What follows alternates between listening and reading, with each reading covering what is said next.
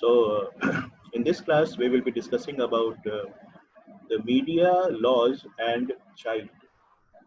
What are the implications for the coverage relating to the issues pertaining to the children? Media should be cautious while reporting to the stories relating to children. So, there are certain uh, framework within which you have to write down the stories which relate to children. So in this light, we are going to discuss the media laws and the children. And more importantly, we will be also be discussing the child laws, uh, which attempt to regulate the illegal practices which are perpetrated against children. So child is the focus of all our discussion today. And make sure that you also write down something on these topics, because you will not be finding many stuffs when you prepare for your examinations. So just jot down the important points. I'm not asking you to write down each and every word that appears on the slide. You can take the snapshot as well, but make sure that you jot down the important provisions, implications, terms, so that uh, it remains with you when you require the most. So make sure that you attend the class with a sheet of paper and pen as well, so that you can jot down some important information that would come your way. Because these topics are very technical in nature, and what is to be covered and what is not of that importance is to be uh, demarcated in this particular class. So let us start the discussion for the day. And obviously, as we have already referred, media, law, and child. Now, this is the subject matter of the discussion for the day. Because media, as we already have discussed, plays a very pivotal role, because they are the one which shapes the public opinion to a large extent. We believe certain stories because of the reporters. So therefore, the credibility of the media uh, plays a decisive role. Media relates with all our lives, and we attach a certain element of credibility to the reporters as well. So media plays a very decisive role in shaping up of the public opinion. And in that regard, these uh, soft issues like the coverage of women, the portrayal of women, the stories relating to children, these are to be attended to in proper manner, because you cannot write whatever you like to. So there has to have certain guidelines. And in that context, we will be discussing about uh, the coverage of the child related issues in the media. And there are certain laws that also regulates how the portrayal of children should be made in media.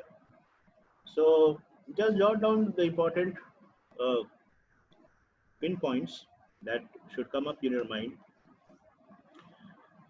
Uh, Let us understand this first, that whenever there is a case of juvenile delinquency, when a child commits a crime, as per the law of the land, any identity of the child will have to be concealed, right? In fact, there is a law in that regard. You cannot divulge information that would help to establish the identity of the child, because that will leave an everlasting imprint on the mind of the innocent child. there will be a stigma attached throughout his lifetime, and particularly when the crime was perhaps committed when the child was innocent or very unsuspecting of the repercussions. So take a note of this particular right to privacy. Disclosure of, now that is the first issue that we take up.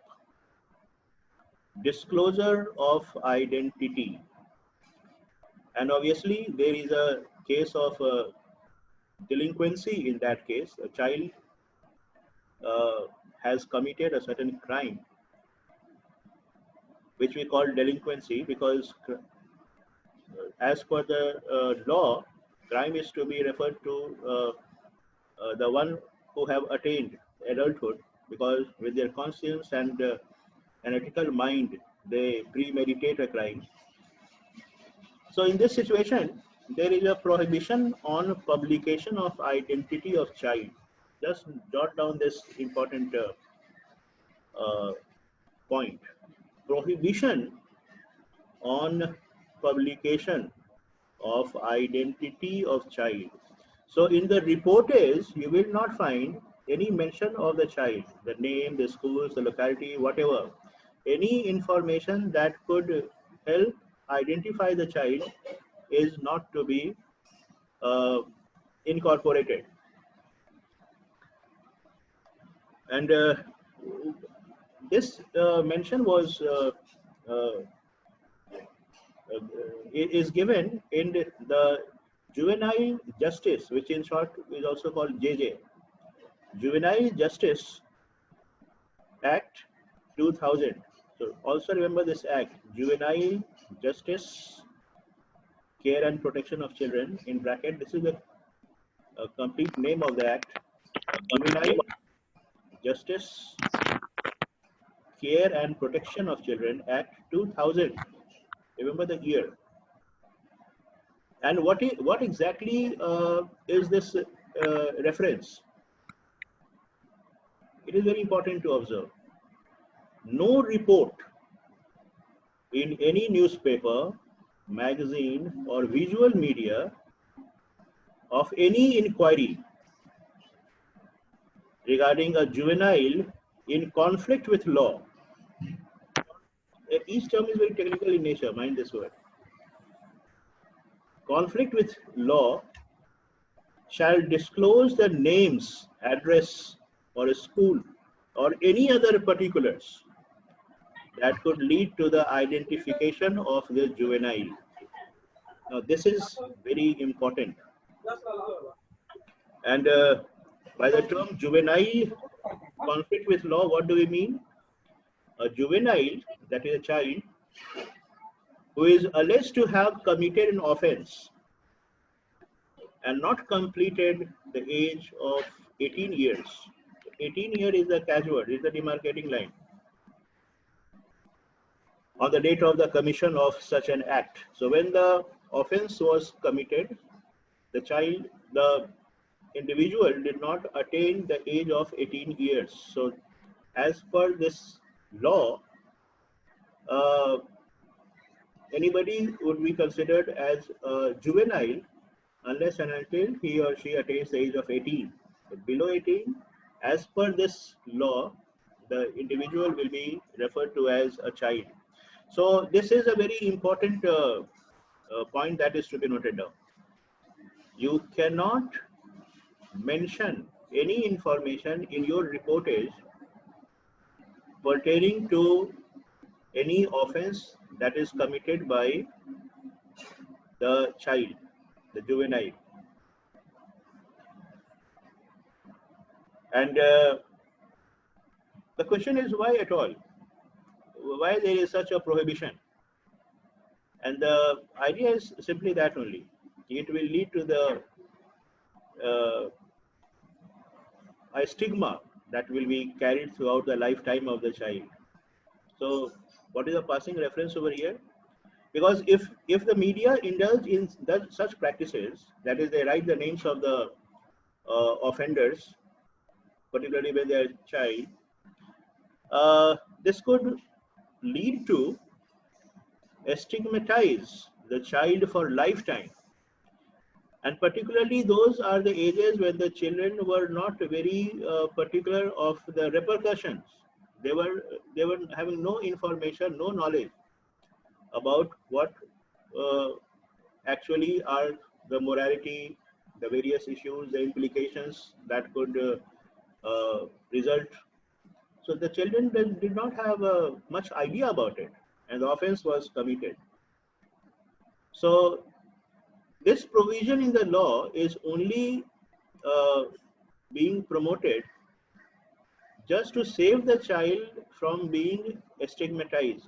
There should not be any stigma for the lifetime, because the people in society will simply identify, and then your life will become very unbearable when they start passing comments and whatever. So in order to safeguard their uh, self-respect and ego perhaps, so there is a provision of concealment of the identity. Please do remember that this is one of the way the media is supposed to uh, report relating to issues pertaining to the offenses that are committed by juvenile. And juvenile, the age group uh, below the age of 18 years, they all are called juvenile. So, second, a very important observation, uh, disclosure of identity of victim. You see, the earlier one was regarding the offender, the one who committed the offense. In this case, we are discussing about the identity of the victim in certain offenses. In certain offenses, the identity of the victim should not be revealed. And you can give any other name, a very fictitious name, not the real name, a pseudo name. Because again, the plea is very much the same. Life would become a hell if people come to know exactly the identity of the child who has been on the receiving end. So make sure that you note down this section 228 of IPC, Indian Penal Code, and section 327(3) CRPC, Criminal Penal Code. And what these two relate to, it makes disclosure of identity of the victim of certain offenses punishable. If you disclose the identity of the victim, then actions could be taken against you. You could be penalized for that. Simple. Because in the report is there should not be any identity of the victim as per these two different sections. The restriction does not relate to printing or publication of judgment of High Court or Supreme Court. Now, for the records, when the judgments are made, obviously the judgment does not fall into the ambit of this particular law. So there is no such restrictions as far as the judgment refers to the name identity of the victim. And keeping in view the social object of preventing social victimization. Now that is the issue that we are concerned about. That is the human face of safeguarding somebody's from losing self-respect. So the idea is to prevent the victim from being socially victimized or ostracism. What is ostracization? Ostracize, what is that? People are cut off from the society. They dispel you from being the membership. you are outcast.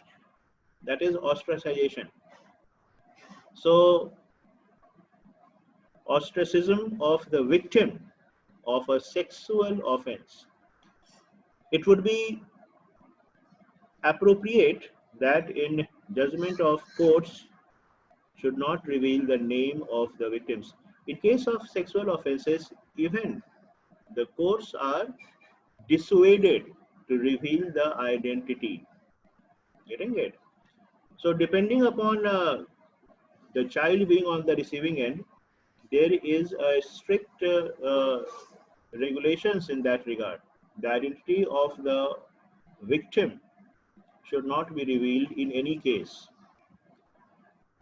And particularly when there is a publication, reportage, it is to be strictly followed, because any such reportage will lead to uh, an after effect for the lifetime.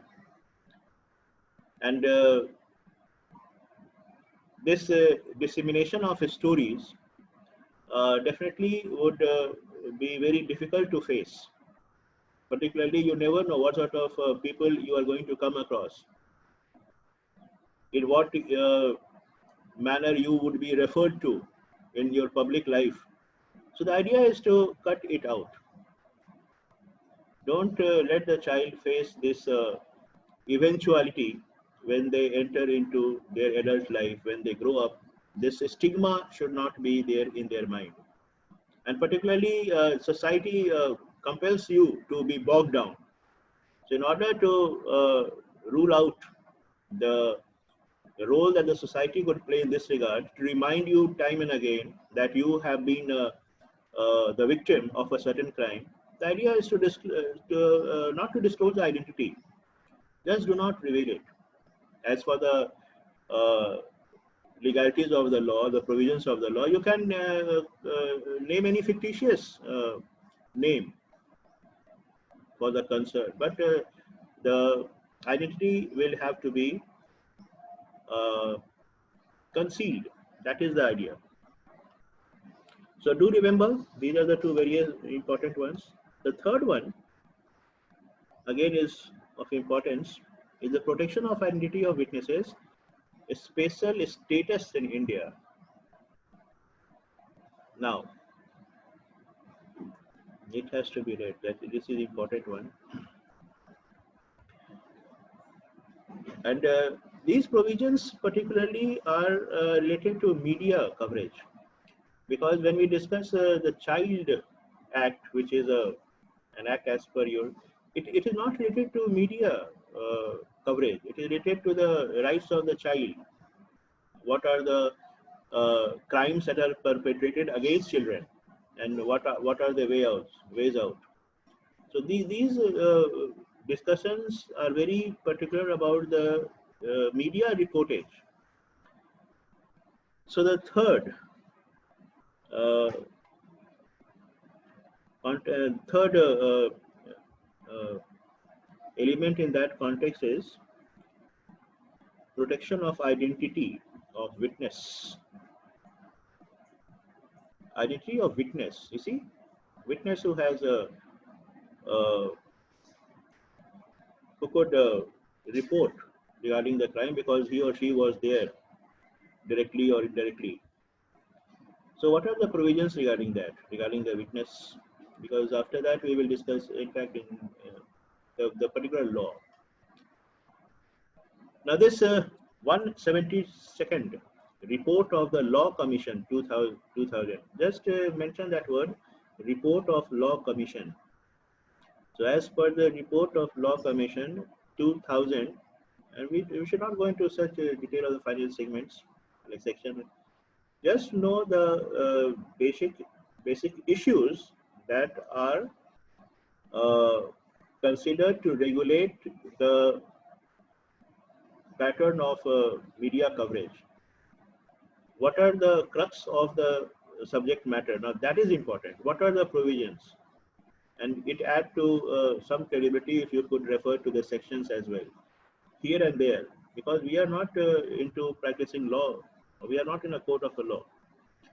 Idea is that we are aware of the various provisions which are a part and parcel of the legal system in India relating to these various issues. So the report of the Law Commission 2000 dealing with the review of rape laws suggested that testimony of a minor in the case of child sexual abuse should be recorded at the earliest as possible opportunity in the presence of a judge and a child's support person. Please do remember that. There is a provision that in case of any sexual abuse of the child, there should be the earliest reportage, and it should be recorded in the presence of a judge and the child support person, whosoever the child is comfortable with, maybe the parent or maybe anybody who could help the child reflect their state of mind. So there is a provision of the earliest reportage. So the testimony of a minor in case of sexual abuse should be recorded at the earliest possible opportunity in the presence of a judge and a child support person. So anybody who is known to this fact, who has been a witness to or who has come to know, who could be of any help, is supposed to record before a judge or any support person. Now, second, the court should permit the use of video taped interview of the child. Now, there is an obvious case that the such interviews are not very valid, particularly if you are referring to a video interview, we call it as in camera. So everything is recorded, and because it is believed that in the interrogation of such matters, gathering of too many people is not very appreciable. So what do? They record the entire proceeding in camera, and everything is very much recorded in films. Although audio tapes are not very valid, you know, audio tapes are not a valid evidence in the state of the in the court of the law. Though there are equipment that could figure out, that could give you a passing reference to whether the tape is a genuine one or a fake.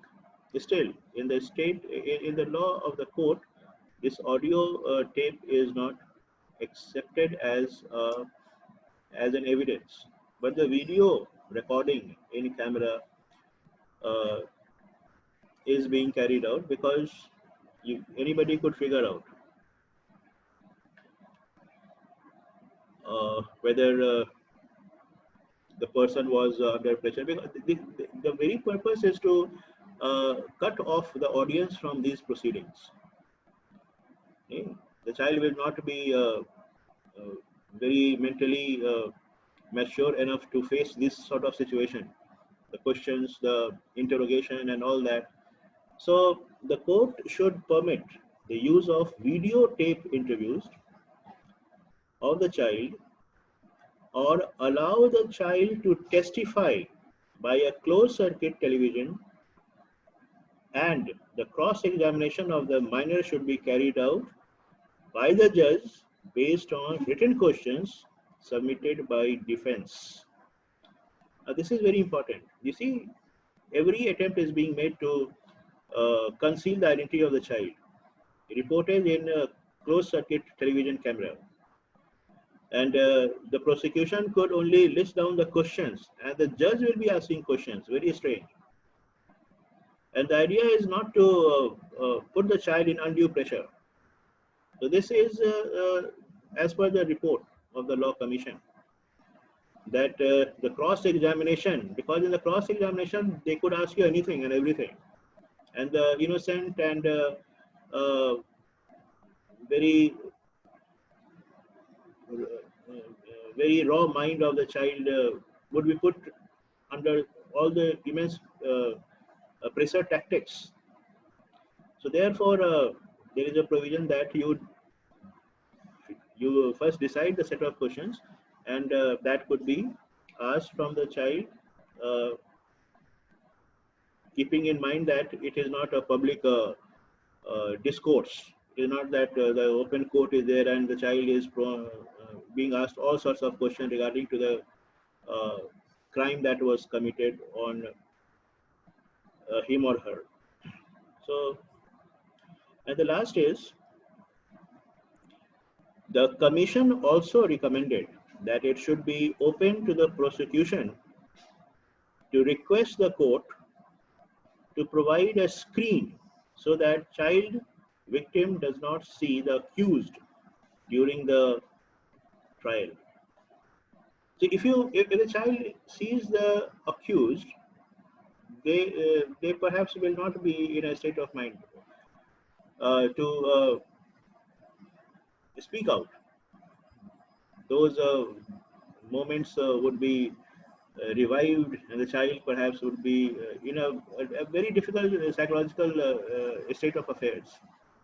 So there should be a provision that the victim should not face the accused. Getting it, there should not be a face-to-face interaction between the victim and the accused, but particularly when the victim is a child. So this is a very important an observation. And the idea is to conceal the identity of the child by any means, because in cases of sexual abuses, the child is very innocent, and therefore the law should uh, take pains to ensure that the life after the offense is not very demeaning to them. So the idea is to protect the identity of the child by any means, and in that regard, these various strictures have been recommended by the report of the Law Commission. And media, as we are aware, are not supposed to name the offenders or the culprits, or maybe the victims, uh, outrightly. It is not something that you are, in name of transparency, you are playing with the lives of so innocent children. So these are the various provisions relating to the offenses that deals with the children, how they are to be reported, and what the law of the land could help out the children to face the life after the offense. So that was about all regarding media law and child. In the coming class, we will be discussing about the Children Act. This is a particular act which relates to the children of India. What are the provisions? What are the salient features? We will discuss in the coming class. So that is it. Thank you.